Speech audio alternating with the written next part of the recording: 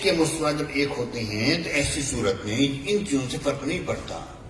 ہمارے یہاں مسئلہ اصل میں یہ ہوا ہے کہ ایک بچے کی نماز دوسرے بچے سے مختلف کر دو. جب اس کی نماز مختلف ہو گئی گھر والوں سے تو اس کا ذہن مختلف ہو جائے گا, پھر ہم لوگ چاہیں گے اس کے ذہن میں بٹھائیں گے. اس طرح نہیں ہونا چاہیے. اس کے مصطفیٰ اپنی جگہ مسلم حقیقت ہے جو میرے آقا نے فرمایا لا یؤمن احدکم حتی اکون احب الیہ من والدہ وولدہ والناس اجمعین. اصل چیز. اب دیکھیے غور کیجیے, بائیں ہاتھ کی ہتھیلی کے بیرونی حصے پر ناف کے نیچے رکھنا ہے ہاتھ کو. ابو جحیفہ بیان کرتے ہیں کہ حضرت علی حیدر کرار کرم اللہ تعالی وجہ کریم نے فرمایا کہ نماز کی سنت یہ ہے کہ ناف کے نیچے ہاتھ باندھے جائیں اور ہاتھ کو ہاتھ پر رکھا جائے. سبحان اللہ سبحان اللہ. ابن حزم نے حضرت سیدنا انس بن مالک رضی اللہ تعالی عنہ سے روایت کی ہے کہ ناف کے نیچے ہاتھ باندھنا یہ انبیاء کرام کے اخلاق میں سے ہے, ان کا طریقہ.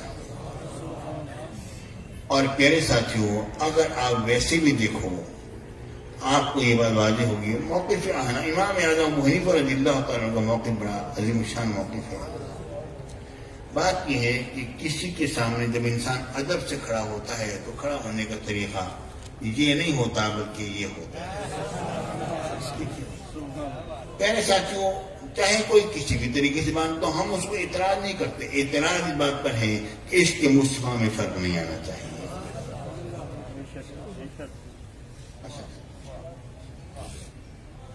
اصل یہ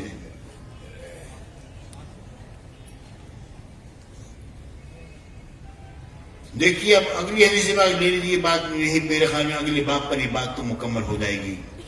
باب الخشوع فی الصلاۃ, نماز میں دل کا خشوع, رب کی بارگاہ اقدس میں مکمل حضوری کے ساتھ انتہائی عاجزی اور انکسار کے ساتھ رب کی بارگاہ میں پیش ہونا, اپنے باطن کو رب کی بارگاہ میں پیش کر دینا نماز میں, یہ خشوع ہوتا ہے. خشوع و خضوع ایک ہی معنی میں قریب قریب معنی میں ہے. پیارے ساتھیوں, اس کے معنی کچھ اور لوگوں نے بھی لیے, کچھ ظاہر اور باطن کے اعتبار سے لیے ہیں. بہرحال مطلب یہ ہے کہ چاہے ظاہر کو جھکا لو یا باطن کو, ظاہر کو جھکاؤ تو باطن پہلے جھکا ہوا ہو تو ظاہر کو جھکنا قبول ہوتا ہے. دل میں تو تکبر ہو اور ظاہر جھک رہا ہو تو اس جھکنے کو جھکنا نہیں کہا جاتا. اب دیکھیے غور کیجیے. حدثنا اسماعیل, ہمیں حدیث سے بات بیان کی. اسماعیل نے قال حدثني مالک, انہوں نے روایت کی حضور امام مالک سے, عن ابی الزناد, آپ نے روایت کی ابو الزناد سے, عن عارج, انہوں نے عارج سے روایت کی, عن ابی ہریرہ رضی اللہ تعالیٰ عنہ, آپ نے سیدنا ابو ہریرہ رضی اللہ تعالیٰ عنہ سے روایت کی. اچھا, ان رسول اللہ صلی اللہ علیہ وسلم قال هل ترون قلتی هؤلاء, میرے آقا رسول اللہ صاحب اللہ صلی اللہ علیہ وآلہ وصحبہ وجمیع وسلم نے فرمایا کیا تم دیکھتے ہو میرا رخ آگے ہی جانب ہے, میں آگے ہی دیکھ رہا ہوں. واللہ ما یخفى علی رکوعکم ولا خشوعکم, نہ تمہارا رکوع ظاہری جھکنا میرے سامنے کوئی مجھ سے پوشیدہ ہے, ولا خشوعکم, نہ تمہارا باطن کا جھکنا میرے سامنے پوشیدہ ہے. وَإِنِّي لَأَرَاكُمْ مِنْ وَرَاءِ ظَهْرِي, میں اپنے پیٹھ پیچھے سے دیکھتا ہوں جس طرح اپنے آگے سے دیکھتا ہوں. بخاری کی حدیث. سبحان اللہ.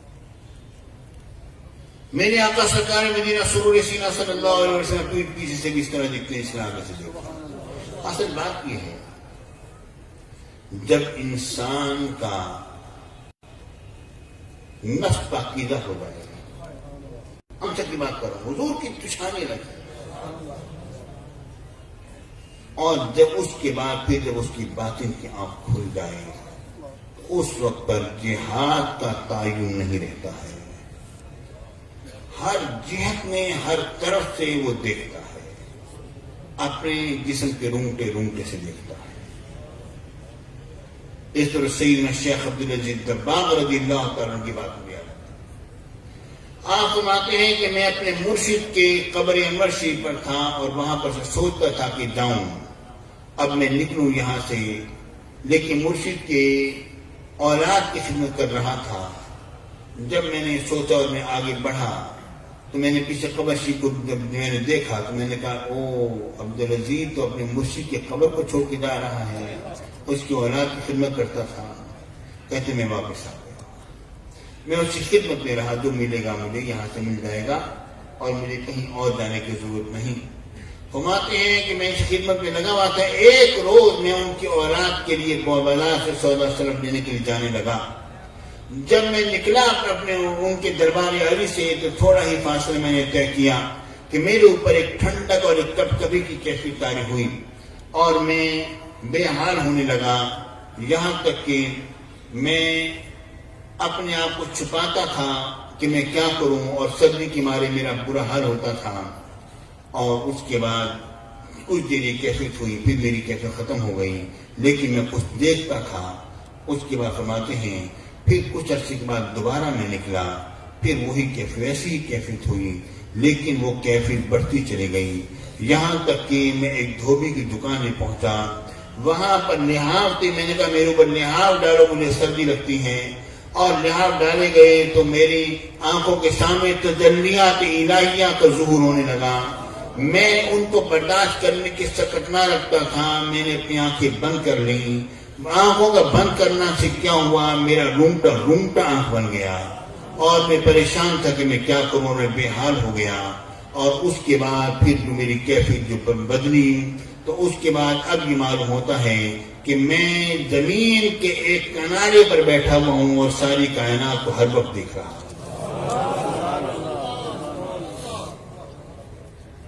میرے بھائیو، یہ جب کیفیت طاری ہوتی ہے اسی طرح انداز میں طاری ہوتی ہے، جس طرح یہ جسم کے اوپر ہماری ایک کھال ہے نا میرے ساتھی، اسی طرح ایک روحانی کھال بھی ہوتی ہے جو مسلمان زاہد کے اوپر ہوتی ہے، اور جب اس کو دوسرے حال میں منتقل کیا جاتا ہے اس سے وہ کھال کھینچی جاتی ہے جس کا رنگ سیاہ ہوتا ہے، اور اس کو کھینچنے کی اسی طرح تکلیف ہوتی ہے جس طرح کے اس کھال کے کھینچنے کی تکلیف ہو، اور اس کے بعد وہ بغیر کھال کے ہوتا ہے حقیقتاً۔ اور پھر فرشتے نور کی چادر لے کر آ رہے ہوتے ہیں اور دعا کرتے ہیں، یا اللہ تو اسے برداشت کرنے کی توفیق عطا فرما۔ تو جو اس نور کو برداشت کر لیتا ہے وہ سالکین میں بن جاتا ہے، اور جو برداشت نہیں کر سکتا وہ ملازی مجذوب بن جاتا ہے۔ موطا مالک کے اندر میں رات میں ایک حدیث دیکھ رہا تھا، موطا مالک کے اندر بڑی عجیب حدیث ہے۔ ایک مجذوب عورت تھی، وہ نکل جایا کرتی تھی، حضرت عمر بن خطاب کا زمانہ تھا، آپ تو عمر بن خطاب تھے، انہوں نے سے فرمایا کہ کاش کہ جو اپنے گھر میں بیٹھی رہتی تو کتنا اچھا ہو جاتا۔ وہ گھر اس نے کہا ٹھیک ہے، مجذوب عورت آ گیا، آپ کی بات کون نہ مانے، جنی کے گھر میں کچھ عرصے کے بعد مر رجل عندها، وہ ایک شخص مر رجل بها، ایک شخص اس کے پاس سے عورت کے پاس سے گزرا، اس نے کہا تو یہاں بیٹھی ہے اور جس نے تجھے حکم دیا تھا ان کا تو وصال ہو گیا۔ اس نے کہا کہ جن کا کہنے کی بنا پر میں بیٹھی ہوں یہ نہیں ہے کہ وہ زندہ ہوتے تو میں ان کا احترام کرتی، وہ زندہ ہو یہ دنیا سے چلے جائیں ان کا حکم میں ہمیشہ مانا۔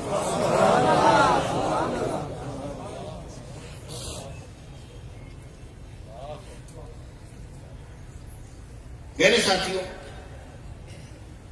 جس وقت انسان کا نفس عقیدہ ہو جائے اور یہ آنکھ جب کھلتی ہے تو جہاد کا تعین ختم ہو جاتا ہے۔ میرے آقا نے فرمایا تنام یا عائشہ تنام عینایا ولا ینام قلبی، اے عائشہ میری آنکھ سوتی ہے مگر میرے دل جاگ رہا ہوتا ہے۔ اب مجھے یہ بات کہنے دیجیے، ذرا غور سے سنیے بات کہہ رہا ہوں، بڑی انتہائی باریک بات کہہ رہا ہوں۔ اس کائنات میں رب العالمین کی صفات کی تجلیات کا ظہور ہے۔ جو شخص انتہائی رحمت کا کھاتا ہے اس پر رب العالمین کی صفت رحمت کی تجلی کا ظہور ہے۔ اس کی بڑی تفصیل ہے، اس طرف نہیں جاؤں گا ورنہ آپ لوگ بہت بھی سکتے ہیں، جنہیں سمجھتا ہوں ہمارے پاس آ کے خفیہ طور پر سمجھے۔ اس سے بہت صوفیاء نے بڑی بحث کی۔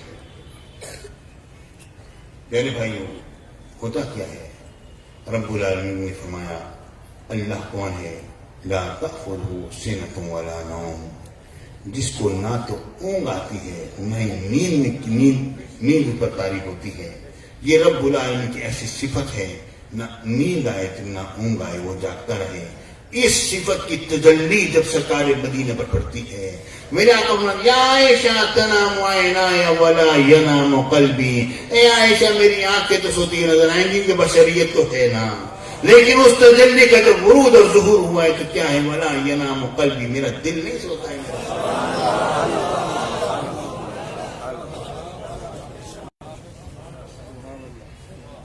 اللهم صل على سيدنا محمد بقدر حسنه وجماله وبركاته وباركاته وتجلياته.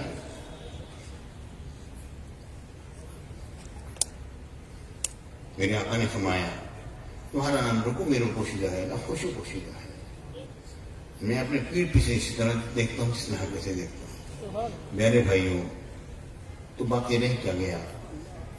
میرا نبی جب سیدنا شیخ عبدالعزیز دباغ جب ساری کائنات کو دیکھتے ہیں تو میرے آقا کیا کچھ نہیں دیکھتے ہوں گے. اور اسی بنا پر رب العالمین نے فرمایا وَكَذَلِكَ نُرِي إِبْرَاهِيمَ مَلَكُوتَ السَّمَاوَاتِ وَالْأَرْضِ وَلِيَكُونَ مِنَ الْمُوقِنِينَ، اور اسی طرح ہم نے ابراہیم علیہ السلام کو زمین اور آسمان کے عجائبات دکھائے تاکہ وہ یقین کرنے والے میں سے ہو جائیں. وَكَذَلِكَ، اور اسی طرح، یا اللہ کس طرح، یا اللہ کس طرح. میرے آقا نے فرمایا جب رب العالمین نے اپنا دست قدرت اپنی شان کے مطابق میرے دونوں شانوں کے درمیان رکھا تو اس کی انگلیوں کی پوروں کی ٹھنڈک جو اس کی شان کے مطابق ہے میں نے محسوس کی تو کیا ہوا؟ فَتَجَلَّى لِكُلُّ شَيْءٍ فَعَرَفْتُ فَعَلِمْتُ مَا فِي السَّمَاوَاتِ وَمَا فِي الْأَرْضِ، جو آسمانوں میں تھا وہ بھی جان لیا، جو زمینوں میں تھا وہ بھی پہچان لیا. رب العالمین نے فرمایا وَكَذَلِكَ نُرِي إِبْرَاهِيمَ مَلَكُوتَ السَّمَاوَاتِ. لیکن میرے نبی کی شان کیا ہے؟ رب وہاں بلا بلا کے اپنا دیدار کراتا ہے. یہ نبی کی شان کیا ہے؟ وَلَقَدْ رَأَوْا نَزْلَةً أُخْرَىٰ، تم ایک دفعہ کہتے ہو میرے حبیب نے مجھے کئی دفعہ دیکھا.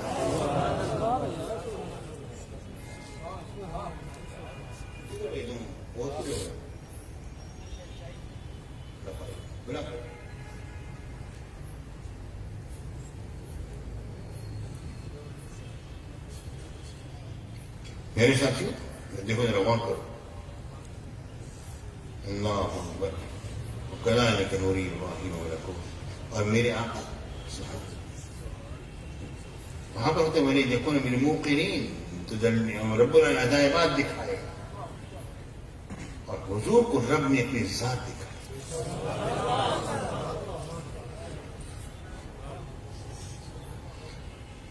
ما یقرأ بعد التکبیر، اور تکبیر کے بعد جس کی قرات کی جائے اس بارے میں یہ بات ہے.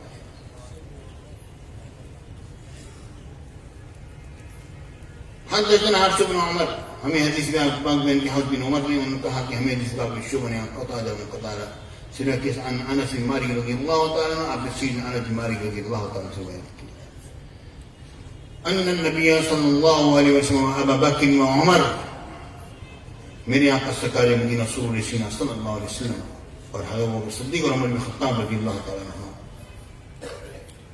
کان یفتتحون الصلاۃ بالحمد للہ رب العالمین، آج نماز شروع کیا کرتے تھے الحمدللہ رب العالمین سے نماز شروع کیا کرتے. قراءت جہری میں الحمدللہ جس طرح ہم الحمد شروع کرتے ہیں اسی طرح. جہاں کہا کہ یہ مسئلہ حل ہوا جاتا ہے کہ بسم اللہ الرحمن الرحیم سورہ فاتحہ کا جز نہیں ہے. اگر سورہ فاتحہ کا جز ہوتی تو نماز میں ابتدا بسم اللہ الرحمن الرحیم الحمدللہ رب العالمین سے ہوتی، صرف الحمدللہ سے نہ ہوتی. لیکن امام شافعی رضی اللہ تعالیٰ عنہ جو ہیں وہ کہتے ہیں نہیں بسم اللہ الرحمن سے ابتدا کریں اور بسم اللہ سے شروع کرتے ہیں، کیونکہ بعض روایات میں یہ بھی آتا ہے کہ میرے آقا نے بسم اللہ الرحمن سے ابتدا فرمائی. ہم کہتے ہیں بالکل ٹھیک ہے، میرے آقا نے فرمایا وہ صحیح ہے، لیکن میرے بھائیو بسم اللہ الرحمن الرحیم بھی میرے آقا نے پڑھی اور بسم اللہ کے بغیر بھی میرے نبی نے پڑھا. بسم اللہ پڑھنے کی وجہ کیا تھی؟ لوگوں کو بتلانا مقصود تھا کہ اس الحمد سے پہلے بسم اللہ پڑھنی ہے. اور نہ پڑھنے کی وجہ کیا تھی؟ تاکہ لوگوں کو بتلانا مقصود تھا کہ بسم اللہ سورہ فاتحہ کا جز نہیں ہے.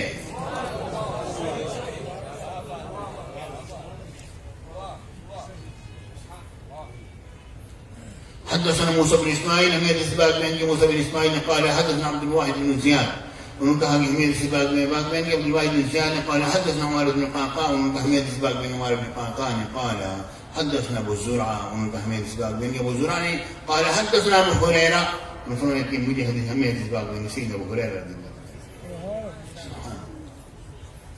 ابو هريرة بلی والے میرے آقا نے کہا یا ابا ہریرہ، حضرت ابو ہریرہ کی بلیاں کھڑی تھی، میرے نبی نے فرمایا یا ابا ہریرہ. اب لوگ نام بھول گئے، ابو ہریرہ یاد کرتے ہیں. حضرت ابو ہریرہ کو یہ بات بڑی پسند ہے کہ مجھے ابو ہریرہ سے یاد کیا، حضور نے مجھے محبت سے ابو ہریرہ فرمایا. ایک شخص نے کہا یعنی فلاں بندہ آپ کو بہت برا بھلا کہتا ہے. کیا کہتا ہے؟ نہیں، ایک شخص نے کہا کہ وہ شخص جو حضرت علی کو گالی دیتا ہے، برا کہتا ہے. کیا کہتا ہے؟ کہتا ہے ابو تراب، مٹی والے. اس نے کہا تجھے پتا نہیں، یہ تو وہ کنیت ہے جو حضرت علی بن ابی طالب کو سب سے زیادہ پسند تھی. حضور نے بڑی محبت سے مٹی صاف کر رہے تھے، اٹھا لے قم یا ابا تراب، قم یا ابا تراب، اے ابو تراب کھڑے ہو جاؤ. حضرت علی کہتے ہیں مجھے تو یہ کنیت سب سے زیادہ پسند ہے.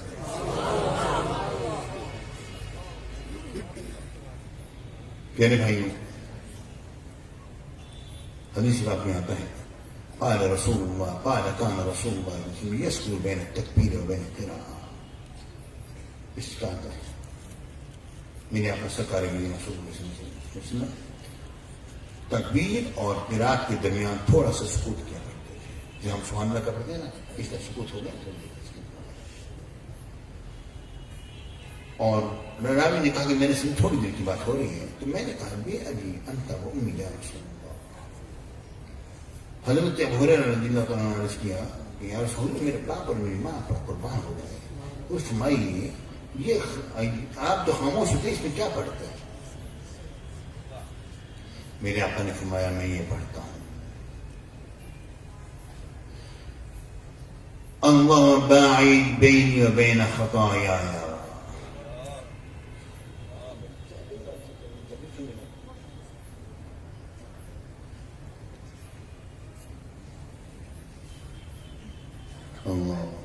اللہ باعد بینی و بین خطایایا، یا اللہ تو دوری کر دے میرے اور میری خطاؤں کے درمیان.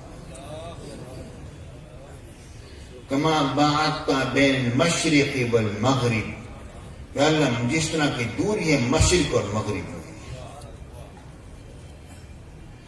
اللہم نقنی من الخطایا کما ينقى الثوب الابيض من الدنس. یا اللہ تو اس طرح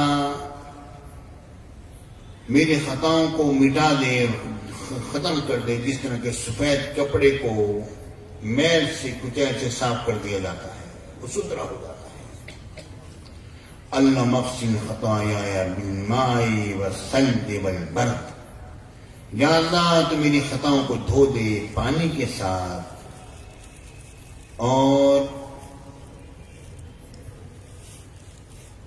برف کے ساتھ جو کہ آسمان سے برف گرے، اور اولوں کے ساتھ، ان کے ساتھ میری خطاؤں کو دھو. پیارے بھائیوں، میرے آقا نے ایسی بات کیوں کی؟ جبکہ رب العالمین کا فرمان ہے لِيَغْفِرَ لَكَ اللَّهُ مَا تَقَدَّمَ مِن ذَنبِكَ وَمَا تَأَخَّرَ. آپ کے سابق اور آئندہ آنے والے فعل میں کوئی رب کے نزدیک گناہ نہیں ہے. میرے آقا یہ کیوں کر رہے ہیں؟ پیارے بھائیوں، یہ نبی اپنے لیے نہیں کر رہے، یہ ہمارے لیے کر رہے ہیں. جب تک یہ عقیدہ نہیں ہوگا کہ نبی معصوم ہے، بات نہیں بنے گی. نبی کی اسم کا جب تک قول نہیں کرو گے بات نہیں بنے گی. اس کی وجہ کیا؟ میرے شیخ میرے مرشد غزالی ایسے نے فرمایا، اور علماء فرماتے ہیں، مگر ہمیں تو ہماری شیخ کی بات یاد رہتی ہے. فرماتے ہیں اگر حضور علیہ السلام کی عصمت کا قول نہیں کرو گے نبی معصوم ہے تو مطلب یہ ہے نبی سے غلطی ہوئی. بیٹا بچے جو آ رہے ہیں آگے کوئی سنبھالیے گا. نبی سے غلطی ہوئی نعوذ باللہ. ایک غلطی ہوئی نعوذ باللہ معاذ اللہ، دوسری نعوذ باللہ معاذ اللہ. استغفر اللہ استغفر اللہ. تو دین میں جو نبی کو بتلا رہے ہیں کہ ان میں غلطی تو نہیں ہو گئی. الیاذ باللہ نہیں. پیارے بھائیوں اگر نبی کو معصوم نہیں مانو گے، اگر غلطی مانو گے تو ہو سکتا ہے دین میں بھی کل کہیں لگو یہ بھی نبی سے غلطی ہو گئی ہے. دین کے اندر پھر کدھر جاؤ گے؟ عقیدہ یہی رکھو کہ نبی معصوم ہوتا ہے. یہ دعائیں ہم جیسے گناہگاروں کے لیے میرے آقا نے ساتھ بھائی نبی نے مانگی تو ہے دعا، اس کا کیا جواب؟ مانگی تو ہے، بالکل مانگی تو ہے. اس کا میں ایک جواب دیا کرتا ہوں، ہمیشہ دیتا ہوں. ایک انسان کے دو بیٹے ہیں، ایک بڑا فرمانبردار ہے اور ایک بڑا نافرمان ہے.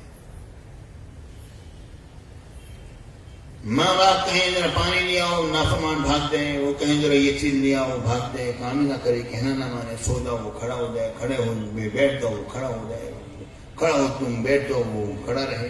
ٹھیک ہے، وہ گانا ہوا کوئی کہنا نہ. اور ایک وہ ہے کہ اسے کہا پانی لاؤ تو وہ تو دودھ پیش کرتے، اسے کہو کہ چینی لاؤ تو وہ تو شہد پیش کرتے. وہ کہو کہ تم خدمت کے لیے سو جاؤ، ہم بہت ہوگی خدمت، وہ کہے کہ مجھے کیسی نیند آئے گی تو آپ نہیں سوئیں گے. ایک فرمانبردار اور ایک نافرمان. رات ہوتی ہے، فرمانبردار نافرمان ماں اور باپ کے پاس آتا ہے. ماں اور باپ لیٹے ہوئے پریشان ہے بتا رہے، آ کے پاؤں پکڑ کے روتا ہے کہ مجھے پتہ نہیں لگتا میں کیا کرتا ہوں، مجھے معاف کر. ماں اور باپ ہوتے ہیں جن کی اولاد نہیں، وہ اس دل کو نہیں جانتے جو ماں اور باپ کا دل ہوتا ہے. وہی جانیں گے جن کی اولاد ہے، انہیں پتہ ہوتا ہے ماں اور باپ کا دل کیا ہوتا ہے.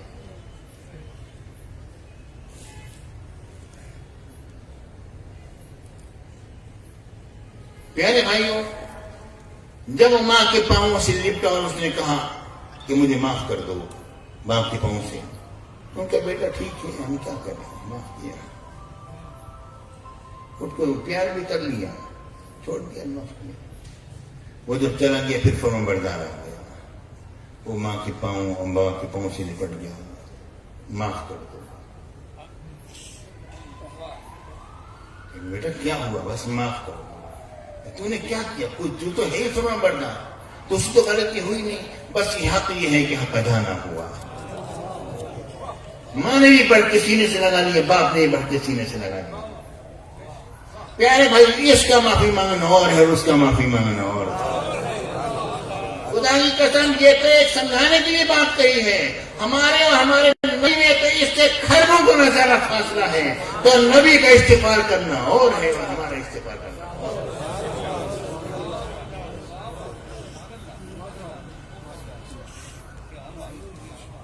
ہم اس میں ایک نقطہ بس پیش کروں، بات کو ختم کروں. ایک نقطہ پیش کروں.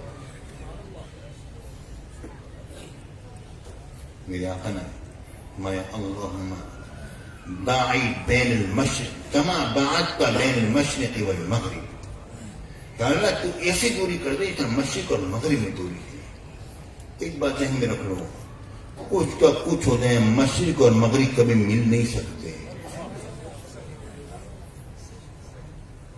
ٹھیک ہے نہیں؟ مشرق و مغرب کبھی، یا اللہ خطاؤں میں اور مجھ میں اتنی دوری کر دی، مشرق اور مغرب میں دوری ہے، میں کبھی خطا کے ساتھ نہیں مل سکتا اور نہ ہی کوئی خطا مجھ سے مل سکتا.